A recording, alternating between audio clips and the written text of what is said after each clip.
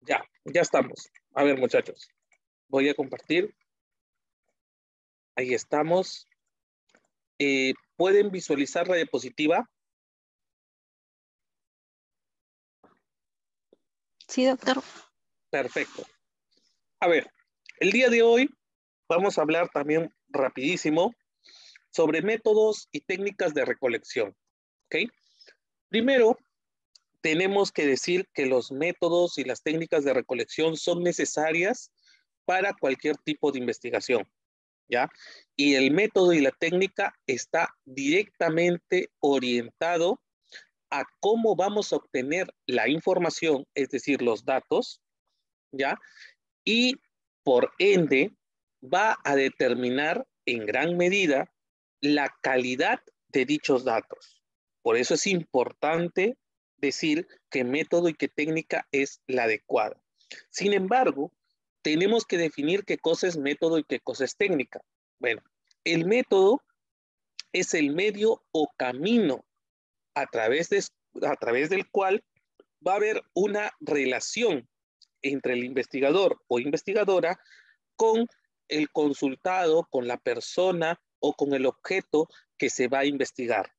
En cambio, la técnica es el mecanismo que utiliza el investigador para poder recolectar y registrar la información. ¿Ok? Es diferente. El método es el medio, la técnica es el mecanismo que se utiliza, ¿ya? Para poder obtener y recolectar la información. Ahora, para ello se utilizan los instrumentos de recolección de datos. ¿Qué cosa es un instrumento de recolección de datos? Es cualquier recurso en el cual se vale el investigador para poder acercarse a los fenómenos y extraer de ellos información. ¿Ok? Y también otro punto a tomar en cuenta, que el instrumento es aquel que me va a permitir hacer una medición de dicha información. ¿Ya? Importante. Esto último que les acabo de mencionar. Ahora, ¿qué requisitos debe de tener un instrumento? Debe de tener confiabilidad, validez y objetividad. ¿Ok? Es decir, el instrumento tiene que ser confiable, válido y objetivo. Doctor, ¿cómo se consigue la objetividad? Bueno, siendo realistas. ¿Ok? El instrumento midiendo algo de la realidad, o sea, que mida algo de la realidad, que no mida algo subjetivo, algo que no se pueda ver o algo que no se pueda medir. ¿Ok? Tiene que ser objetivo, es decir, tiene que medir algo que se pueda visualizar, que se pueda ver, que se pueda tocar, que se pueda medir. ¿Ok? Doctor, ¿cómo el instrumento es válido y es confiable? A ver, la validez se obtiene mediante juicio de expertos y la confiabilidad mediante la prueba piloto. ¿Qué técnicas hay de recolección de datos? Bueno, podemos clasificarlas como técnicas de fuentes primarias y de fuentes secundarias. Las de fuentes primarias tenemos la observación, los experimentos, las encuestas, los focus group, las entrevistas, los cuestionarios, los test y hasta la misma fotografía. En fuentes secundarias tenemos bibliotecas, documentos, datos estadísticos, censos, expedientes. ¿Ok? Pero normalmente la clasificación general de las técnicas está dividido en 5, ¿ok? Vuelvo a repetir. La clasificación general de las técnicas está dividido en 5 puntos, los cuales se pueden subdividir en esto de fuentes primarias y fuentes secundarias. Doctor, ¿cuáles son esas 5 técnicas generales que usted está mencionando? A ver, la primera es la observación, que ahí lo ven como parte de fuente primaria. ¿Ok? La segunda es la entrevista, que también está ahí como fuente primaria. ¿Se dan cuenta?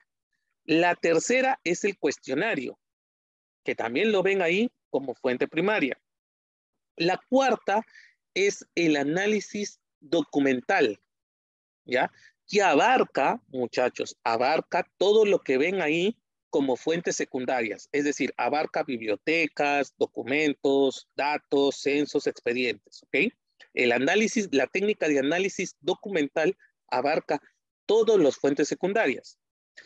Y la quinta, doctor, ¿cuál es? Allá. La quinta técnica general es la psicometría.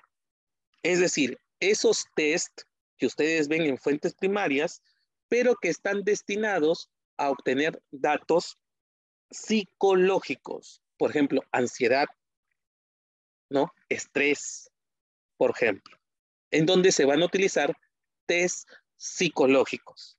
¿Ok? Entonces, retomemos.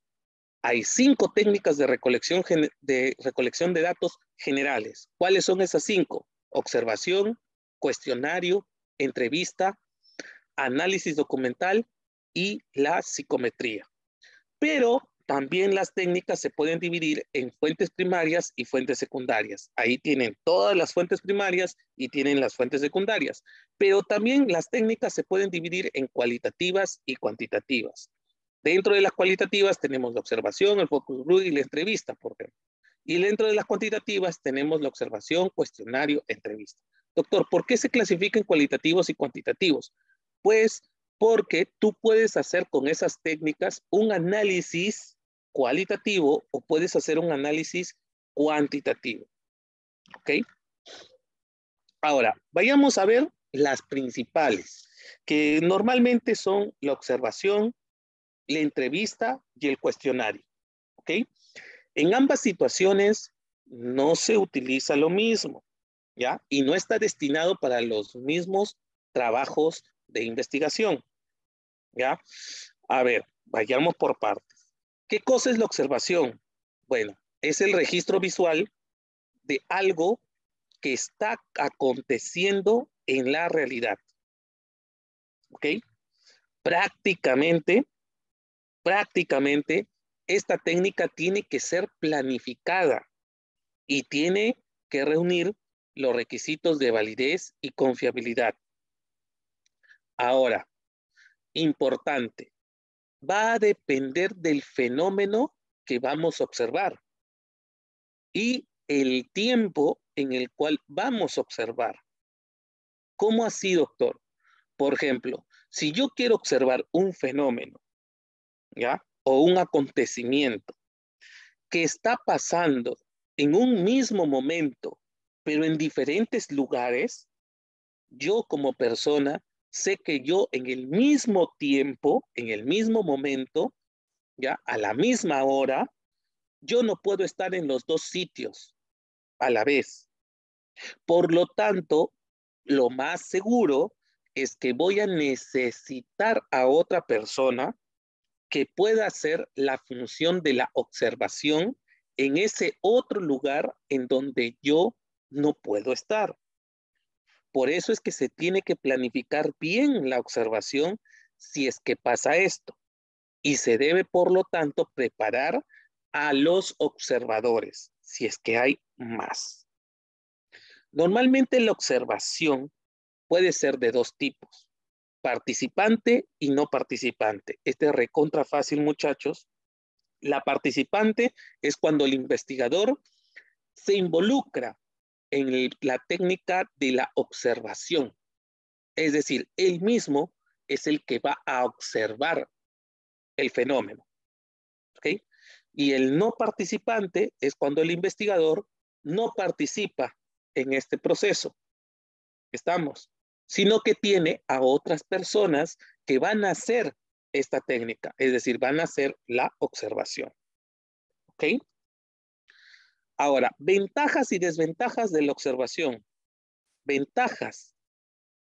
Se puede obtener los datos independientemente del deseo, capacidad y veracidad de las personas. Por ejemplo, si tú estás observando a una persona para ver sus actitudes o su comportamiento, ¿no? Vas a obtener datos independientemente del deseo, la capacidad y la veracidad de esa persona que está siendo observada. Estamos. Es decir, no no va a haber ninguna influencia, va a ser objetivo los datos que vas a obtener. Puede abordar un problema en forma global. No tan solo con la observación puedes observar a una persona, puedes observar a un grupo de personas. Y estudia los hechos sin ningún intermediario. ¿Ok? ¿Por qué? Porque la misma persona o el mismo investigador está viendo el fenómeno. ¿Ok? Desventajas cuando hay muchos observadores. ¿Por qué? Porque aquí viene la subjetividad del observador. ¿Ok? Para mí, el color, a ver, por ejemplo, me muestran un color X. Para mí puede ser verde. Para el otro observador puede ser verde claro. Para el otro observador puede ser verde, no sé, verde limón. Pongámoslo así. Estamos. ¿Se dan cuenta? El tener varios observadores hace que entre la subjetividad del observador. Por ello es que se debe de preparar a los observadores, ¿ok? Cuando se vaya a hacer esa técnica. Pero solamente sucede esta desventaja, vuelvo a repetir, cuando hay varias personas que están haciendo la observación. El instrumento utilizado para la observación, por supuesto, porque normalmente el instrumento que se utiliza para la observación tiene que estar, entre comillas, tiene que estar calibrado y validado, por si acaso, ¿ya? Y muchas veces cuando no pasa ello, para uno es una medida y para el otro es otra medida también, ¿ok? Se tiene que tener bastante cuidado con el instrumento. Y a veces el fenómeno observado. ¿Por qué? Porque muchas veces el fenómeno que se observa es muy complejo. Hay muchos factores que intervienen en dicha, eh, en dicha observación, ¿ok? Y se tiene que tener cuidado. Doctor, usted dijo que esta técnica estaba destinado para un grupo determinado de estudios. Así es. Doctor, ¿cuál es ese grupo determinado de estudios que utiliza la observación como una principal técnica? Ajá, son los estudios de laboratorio, también llamados estudios in vitro. Ellos son los que utilizan la observación como principal técnica de recolección de datos. Doctor, ¿y cuál sería el instrumento? Ah, va a depender. Por ejemplo, si yo quiero hacer un estudio que me diga el efecto antibacteriano, mira, el efecto antibacteriano, ¿qué cosa es lo que voy a hacer? Voy a colocar las bacterias en una placa Petri y voy a ver si los famosos halos de inhibición. Doctor, entonces, ¿qué cosa se va a medir ahí? Los halos de inhibición para ver el efecto antibacteriano. Perfecto, doctor. ¿Y con qué voy a medir? Miren, ¿qué técnica voy a utilizar? La observación, porque voy a ver los halos de inhibición. Voy a ver los halos de inhibición. Perfecto. Pero ¿con qué voy a medirlo? ¿Con qué voy a medirlo? Ajá, voy a utilizar un vernier digital. Conclusión, la técnica es la observación, pero el instrumento es ese vernier digital. ¿Se dan cuenta? Ojo con eso, muchachos. Ojo bastante con ello. ¿Ya? Por eso es que la observación normalmente es dada en la mayoría de los estudios en ciencias de la salud, sobre todo en odontología, es una técnica predominante en los estudios de laboratorio. Ahora pasemos a la encuesta. ¿Ok? ¿Qué cosa es la encuesta? Bueno, es un método y también es una técnica que nos permite obtener la información de personas, ¿ok? Sobre cualquier tipo de opinión, actitud, sugerencia, etcétera. Ahora, hay dos maneras de obtener la información según la encuesta. ¿Cuáles son esas dos maneras?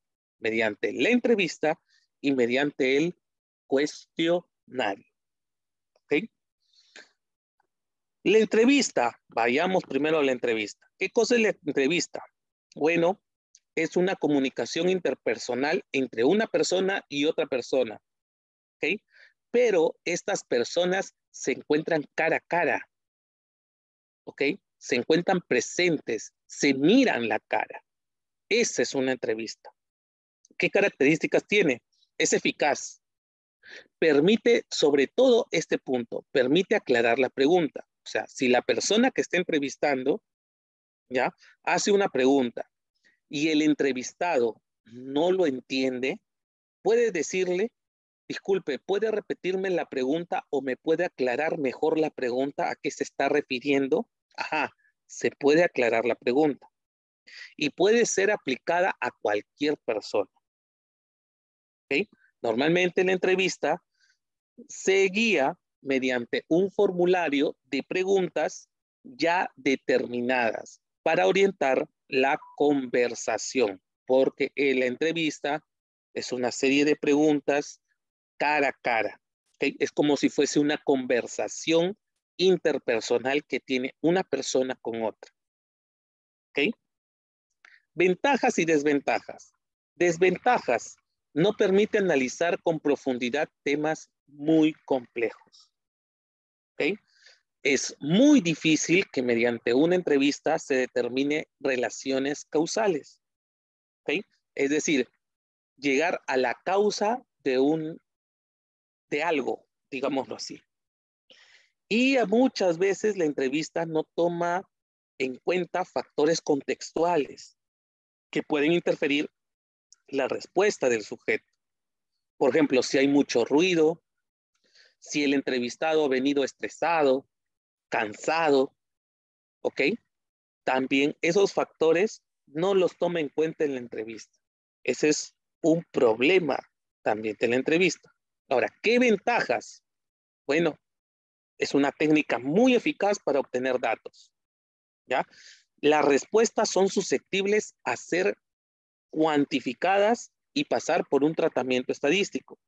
La información es precisa, no requiere que el entrevistado sepa leer, ¿ok? Se pueden ver las reacciones y los gestos del entrevistado, ¿ya? Y es flexible, se puede aclarar las preguntas. Ahora vayamos por el cuestionario, ¿ok? El cuestionario está destinado para obtener respuestas sobre un problema específico, ¿ya? En donde el que está haciendo el cuestionario no tiene por qué estar al frente de la otra persona que está recepcionando el cuestionario o que tiene que llenar el cuestionario. ¿Ya? Por lo tanto, ¿qué ventajas y desventajas tiene? Ventajas. El cuestionario abarca una gran área geográfica y un gran número de personas. ¿Ya? Menores gastos de personal, porque lo puede hacer solamente una persona. Menor tiempo para llegar a un mismo número de personas. En la entrevista tenías que estar cara a cara. Te podías demorar muchas horas o muchos días o muchos meses en entrevistar a un gran número de personas. Con el cuestionario, en un tiempo, en 15 o en 20 minutos, tú puedes llegar al mismo número de personas que con la entrevista que te demorabas meses. ¿Ok? Hay menor tiempo. Mayor libertad en las respuestas y hasta puede enviarse por correo electrónico o por vía digital. Se puede utilizar. ¿Ok? Desventajas. Puede haber problemas en cuanto a la calidad y a la cantidad de los datos. El cuestionario debe de pasar por una cuidadosa evaluación. Es poco flexible. ¿Por qué? Porque no se puede aclarar la pregunta. ¿Ok? No se puede aclarar la pregunta. Si la persona que recibió el cuestionario no entiende la pregunta, te fundiste. No hay forma de cómo aclararla, ni profundizar la pregunta. Puede ser que si lo envías por correo electrónico o por cualquier vía digital, no llegue el destinatario. ¿Ok? Puede ser de que no encuentres ninguna respuesta, ¿ok? De la persona a la cual le llegó el cuestionario, ¿ok? Y existe una alta probabilidad o una alta tasa de que el cuestionario no se llene por completo, ¿ok? Ahora, ¿cuáles son los pasos para elaborar un cuestionario? Acá lo tenemos todos. Primero se tiene que definir qué cosa es lo que se quiere medir. Después se tiene que ver el propósito del cuestionario, del grupo de preguntas. Después tienes que componer en ítems. Es decir, tienes que ver qué tipo de preguntas tú quieres realizar. Después ves el número de preguntas. Después ves el contenido de dichas preguntas. ¿Ya? A ese contenido de las preguntas les das un orden. ¿Ya? Tienes que hacer las preguntas según, ¿ya? Según siguiendo un orden específico. ¿Para qué? Para prevenir cualquier tipo de error que pueda haber en dichas preguntas. Para ello tienes que saber qué palabras utilizar para dichas preguntas. Una vez que tienes las preguntas y tienes las respuestas, porque sí, muchachos, el cuestionario no tan solo te da las preguntas, sino te da las respuestas.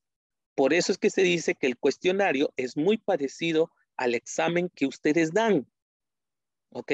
Lo que ustedes dan es un cuestionario prácticamente, ¿ok? Esos exámenes parciales, finales, es un cuestionario, ¿ok? Por eso es que tienen que definir bien la pregunta y tienen que definir bien las respuestas. Una vez que tienes las preguntas y las respuestas, tienes que darle una codificación a cada respuesta. Respuesta acertada, respuesta no acertada, respuesta correcta, respuesta incorrecta. Posteriormente le das una puntuación a cada respuesta. Respuesta correcta, 1 punto. Respuesta incorrecta, 0 puntos, por ejemplo. ¿Ok? Y después viene el pasar por el proceso de validez mediante juicio de expertos y la prueba piloto, que es para ver la confiabilidad. ¿Ok? Y cuando se hace esta validez y esta confiabilidad, se hace la evaluación de las propiedades métricas de cada una de las escalas que están dentro de cada cuestionario. Así es como se hace un cuestionario. Ahora, en un cuestionario existen diferentes tipos de preguntas. ¿Okay? Tenemos preguntas cerradas o estructuradas, preguntas mixtas y preguntas abiertas o no estructuradas. Las abiertas o no estructuradas, ¿cómo son, doctor? Tienes las preguntas, así al estilo como hacían en primaria, te ponían la pregunta y después te ponen puntos suspensivos o una línea para que tú llenes. Esa es una pregunta abierta. Pregunta cerrada es la que ustedes tienen aquí en la universidad. Les ponen las preguntas, les ponen las alternativas y tú tienes que escoger. Mixtas normalmente conllevan a preguntas abiertas y preguntas cerradas, ¿no? La clásica, un ejemplo. La enfermedad periodontal, no, el acto de fumar es un factor de riesgo para la aparición de enfermedades periodontales. ¿Sí o no? Te ponen 2 alternativas. ¿Sí o no? Si su respuesta es sí o su respuesta es no, diga por qué y te ponen puntos suspensivos o líneas para que tú llenas. ¿Estamos? Esa es una pregunta mixta. Te combina una cerrada con una abierta en una misma pregunta. Ahora, dentro de las cerradas tenemos las dicotómicas y las de opción múltiple. Las dicotómicas es como la que acabo de hacer. Solamente te van a presentar 2 alternativas. ¿Sí o no? Las de opción múltiple es la que te van a presentar más de 2 alternativas. Te presentan 3 alternativas, 4 alternativas o 5 alternativas. Dentro de la opción múltiple tenemos las simples y las de respuestas múltiples. Las simples, por ejemplo, dentro de las 5 alternativas que me dan, una es la respuesta. ¿Okay? Simple. Es una de opción múltiple simple. Ahora, dentro de las 5 alternativas, tengo más de una respuesta correcta.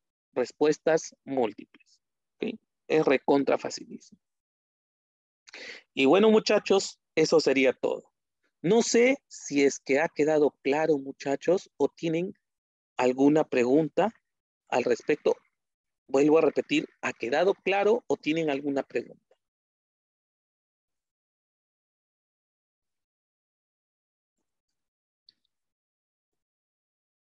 Muchachos, Ha quedado claro, doctor. ¿sí? ¿Ha quedado claro? Perfecto, perfecto, perfecto. Un ratito, ¿qué pasó?